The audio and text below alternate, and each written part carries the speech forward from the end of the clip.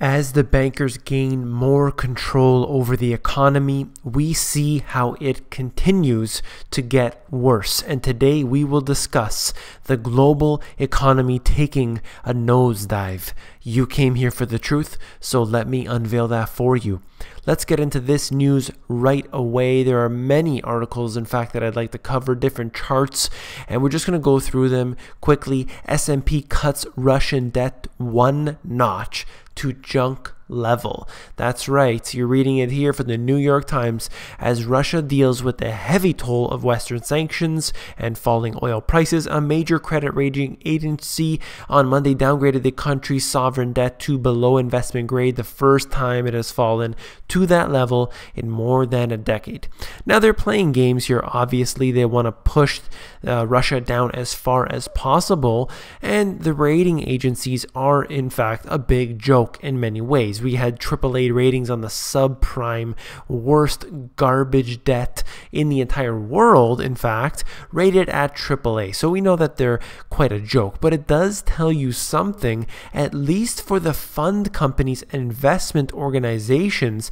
They do look at these investment grades because they're undoubtedly not aware of the truth. So this is something to look at, how bad things will get in Russia and how this will affect their currency. So I'd like to move on right here, and this is essentially IBM's stock. I covered just recently how it was doing poorly and showed you that, this really was just one stock, but it is part of a wider scheme, much more going on at the time. And it's quite interesting that people began selling the stock off when they said that they were in fact not going to fire 110,000 people. That actually made the stock go up with the rumor that they were going to fire a quarter of their staff. And then when they said they were only going to fire several thousand of their employees, the stock dropped. And that goes to show you how everything is topsy-turvy right now. Nothing makes sense. This should be, not as bad, we'll say. I don't want to say good, but definitely not as bad as the 100,000 plus people. But here we are in such a crazy world.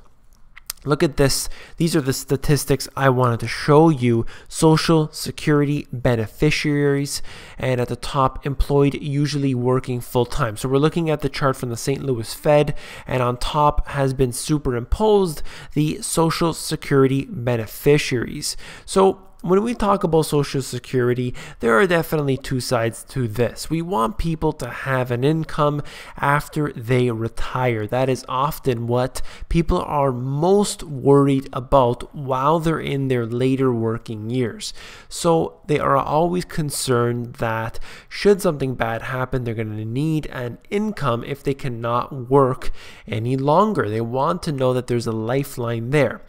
Social Security has become a large burden on the US and most other countries in the world, where not only have they run into that red line, they've actually far surpassed it, and they are running into the negative. They have what they call intragovernmental debt, and basically what that means is we stole from one area and we are putting it into another area, and we don't even know where these funds are going anymore. They continuously steal from one and give to the other, and there is no reality left.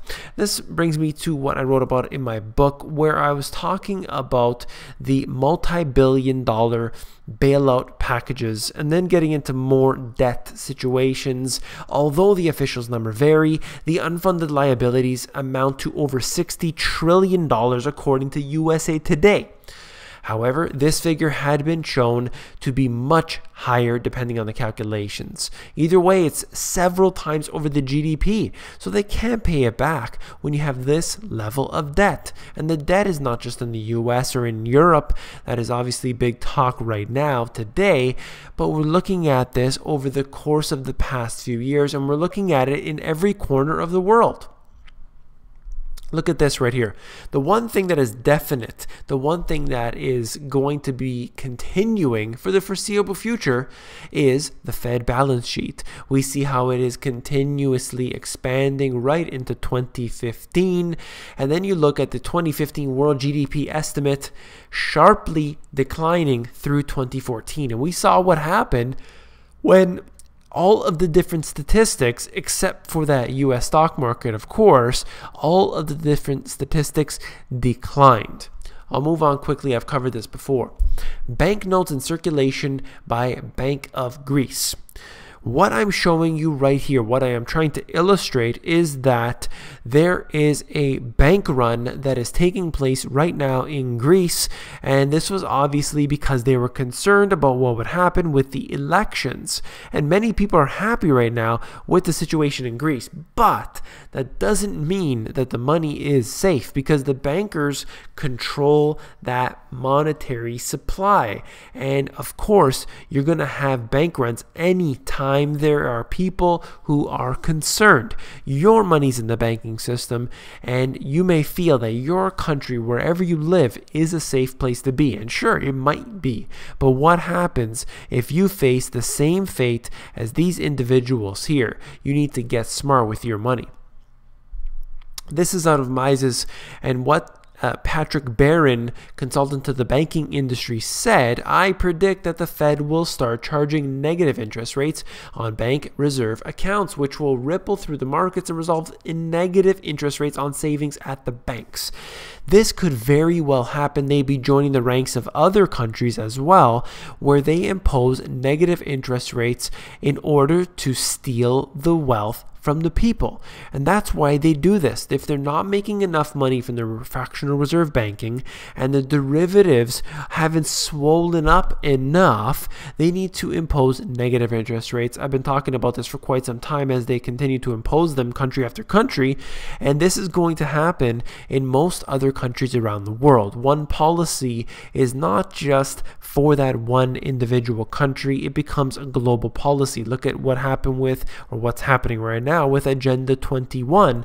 It is a global policy being implemented right at the local level. They are very intelligent with the way that they can do this. Falling gas tax revenue has California lawmakers considering mileage tax plan.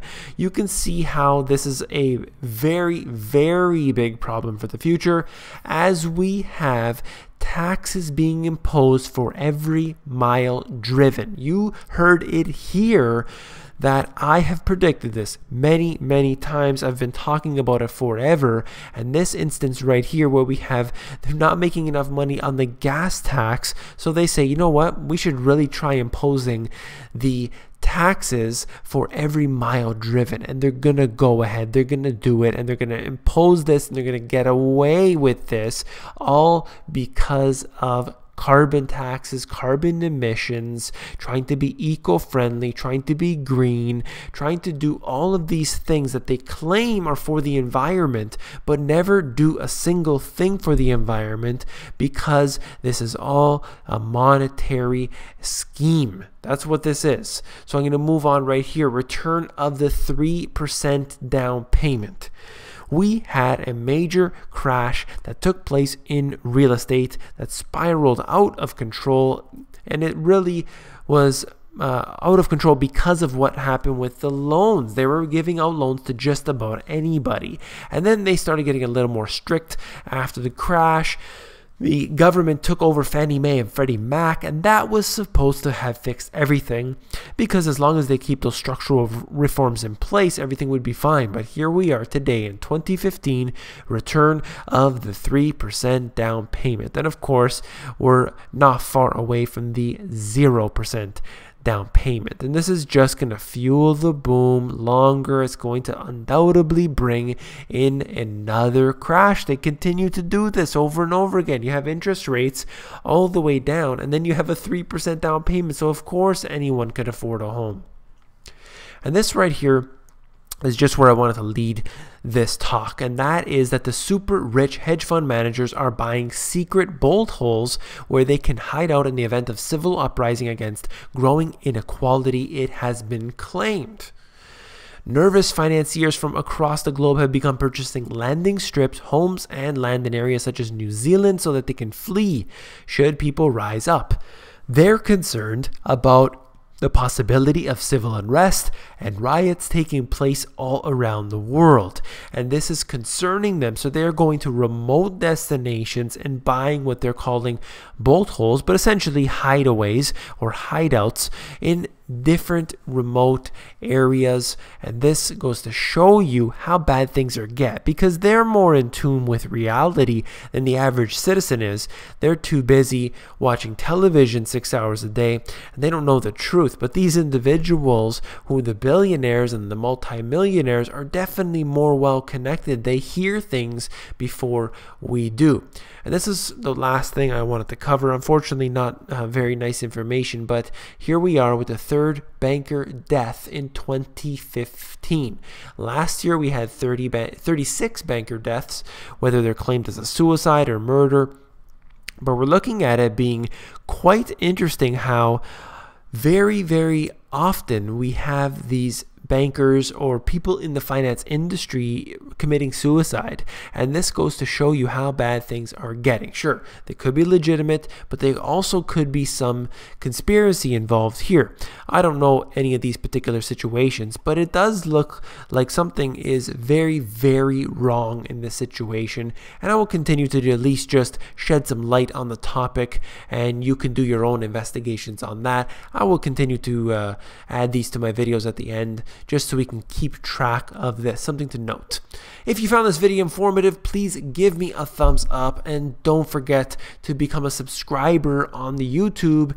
There are nearly 15,000 subscribers now. I want to say hello to every single one of you, all the new joiners. Hello. I try to reply to everyone through the comments here. I'm also trying to answer the questions as I go through the videos to talk to you personally. You know, I don't really have a priority in line, which is I give away the free video every single day. That is my goal. I try to keep to that every day, free information coming to you. Then I prioritize with the consultations that I do. If you want my undivided one-on-one attention, then inquire about that. Then I reply to the people in the insiders, and then I go to my regular email, which is david@themoneygps.com, where quite frankly it's over a week emails in there that I haven't replied to yet. I will get back to you, I assure you. It just takes me some time because I always reply to the insiders first. Once that inbox is empty, then I go to david@themoneygps.com. So if you just want to email me, you don't even care about the emails that I send out,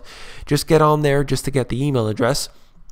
But if you want to become an insider, it's at themoneygps.com. Just scroll down to the bottom, fill in your email address, and you get occasional emails from me with good, short, concise info.